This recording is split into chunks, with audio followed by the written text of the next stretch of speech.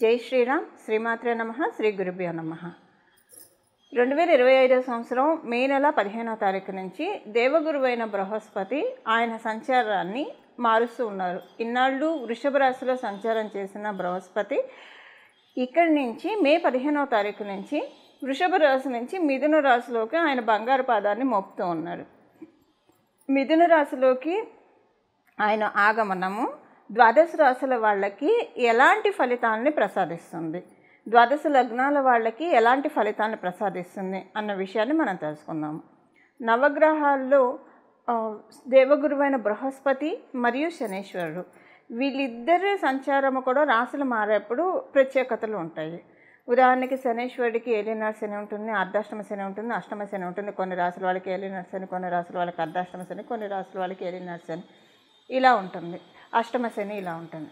అలానే దేవగురువైన బృహస్పతి ప్రతిసారి రాశి మారేటప్పుడు పుష్కరాలు వస్తాయి, నదులకి పుష్కరాలు వస్తాయి. పుష్కరుడు నదికి ప్రవేశిస్తాడు. ఇప్పుడు మే 15వ తారీఖు నుంచి ఒక 12 రోజుల పాటు సరస్వతి నదికి పుష్కరాలు వస్తాయి.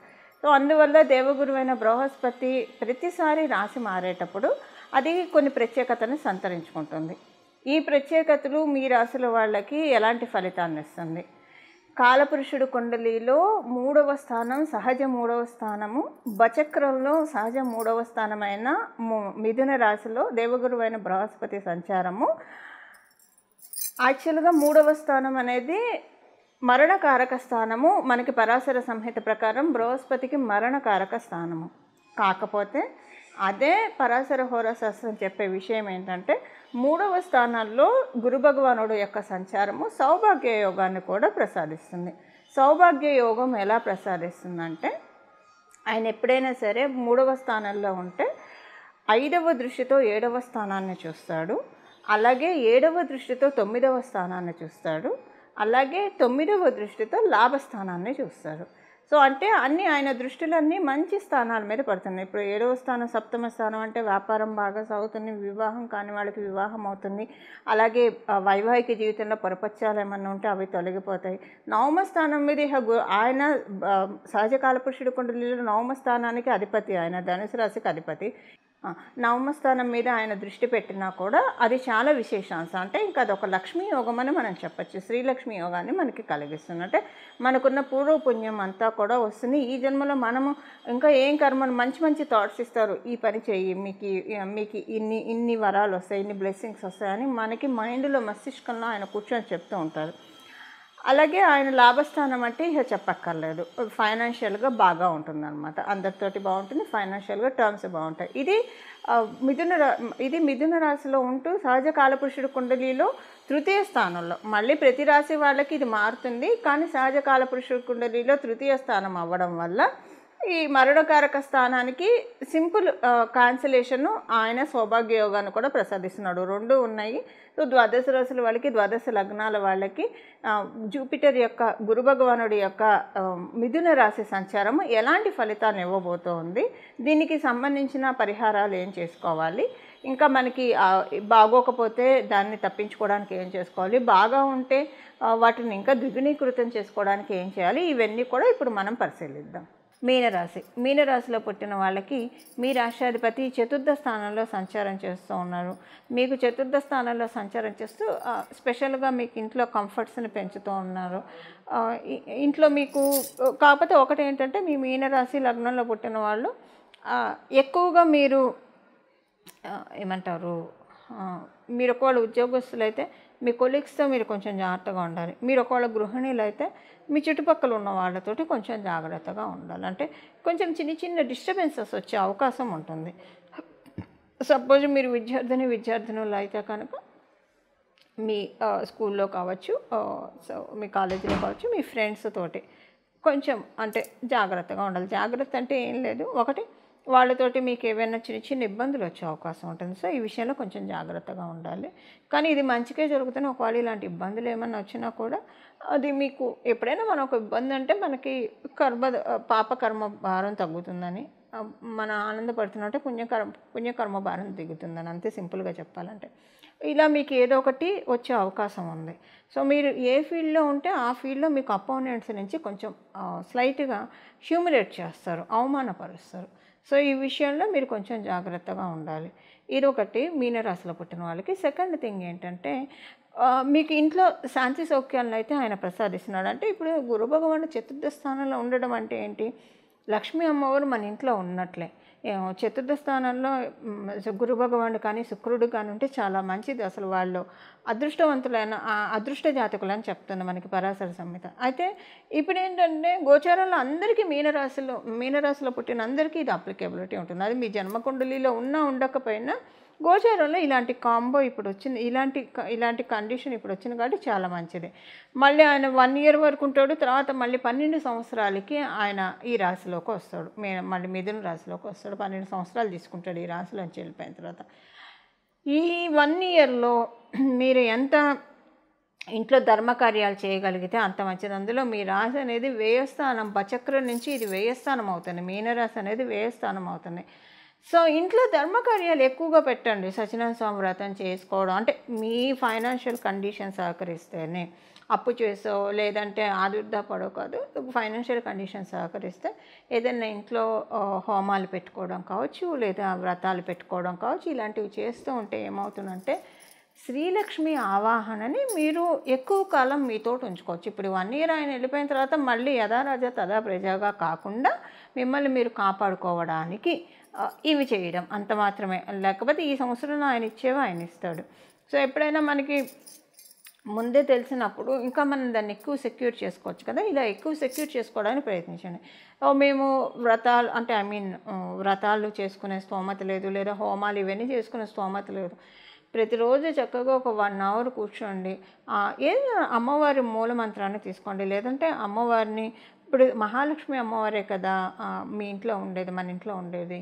అప్పుడు ఏం చేస్తారంటే మహాలక్ష్మి అమ్మవారికి సంబంధించిన నామాల్ని స్మరించడానికి ప్రయత్నించండి. విష్ణు వక్షస్థల స్థితాయే నమః, విష్ణు వక్షస్థల స్థితాయే నమః, విష్ణు వక్షస్థల స్థితాయే నమః, ఇలా మనసులో అనుకుంటూ ఉండండి. ఎప్పుడైనా మీకు తామరాకులు కనిపించాయనుకోండి, తామరాకులు కనిపించినప్పుడు లేదా తామర పువ్వులు కనిపించినా కూడా పద్మహస్తాయే నమః ఇలా అనుకుంటూ ఉండండి. పద్మవాసిన్యే నమః అంటే ప్రతి చోట లక్ష్మీ అమ్మవారిని చూస్తూ ఉండండి.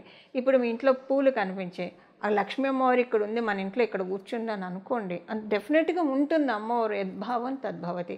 ఇప్పుడు మనం ఏమేమైతే అనుకుంటాం అంటే మీనరాశిలో పుట్టిన వాళ్ళు మీరు ఇప్పుడు ఎక్కడెక్కడైతే అమ్మవారిని చూడాలనుకుంటారో అక్కడ ఖచ్చితంగా అమ్మవారి ప్రెజెన్స్ని మీరు చూస్తారు. పళ్ళు ఉన్నాయి, పళ్ళల్లో అమ్మవారు ఉంటుంది కదా, పాలు, పెరుగు, కుంకుమ, పసుపు ఇవేవి కనిపించినా ఇవన్నీ లక్ష్మీప్రదాలు, శ్రీలక్ష్మీ ప్రదాలు అనుకుంటూ ఉండండి.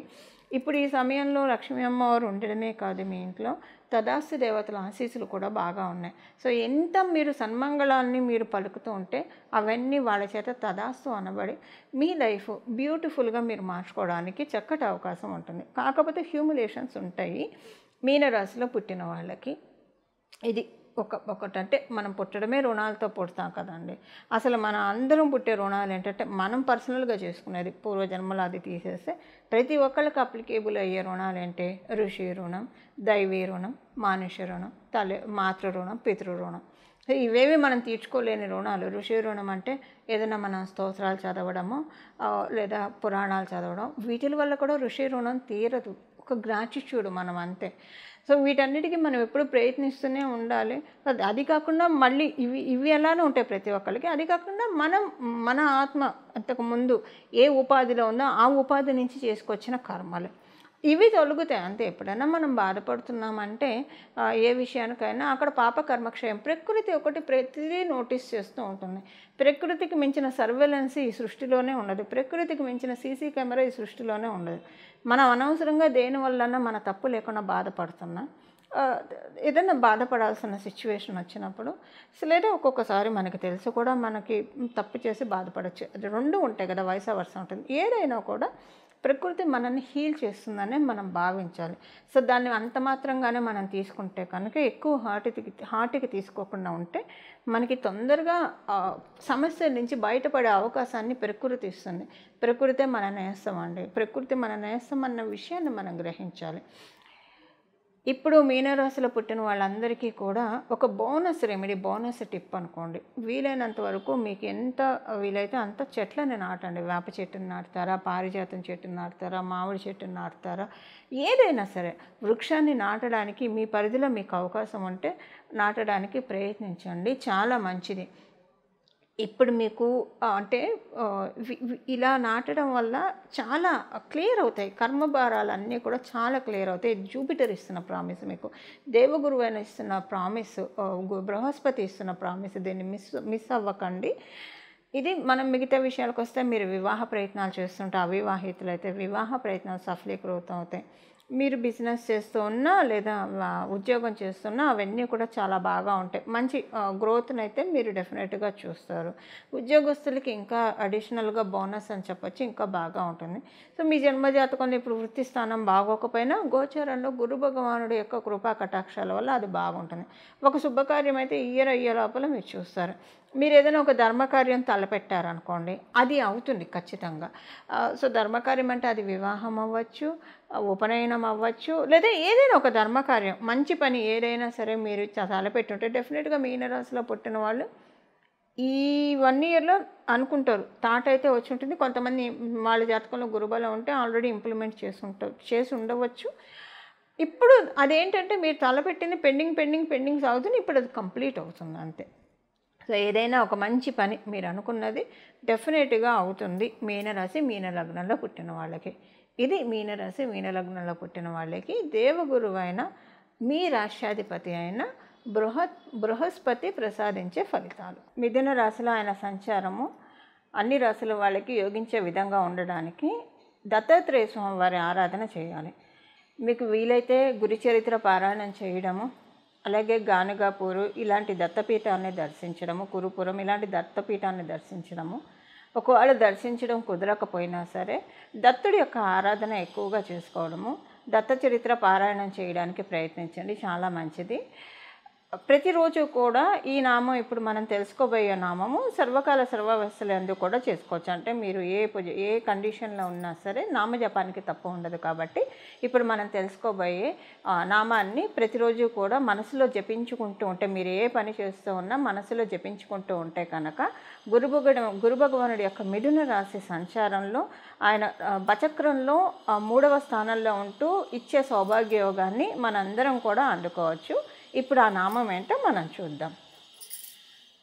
దత్తం భజే గురు దత్తం భజే అత్రి అనసూయ పుత్ర దత్తం భజే. దత్తం భజే గురు దత్తం భజే అత్రి అనసూయ పుత్ర దత్తం భజే.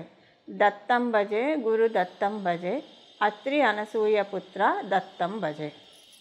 ఈ నామాన్ని జపించుకుంటూ ఉంటే కనుక చాలా అంటే చాలా చక్కటి ఫలితాన్ని గురు భగవానుడు మనకి ప్రసాదిస్తాడు.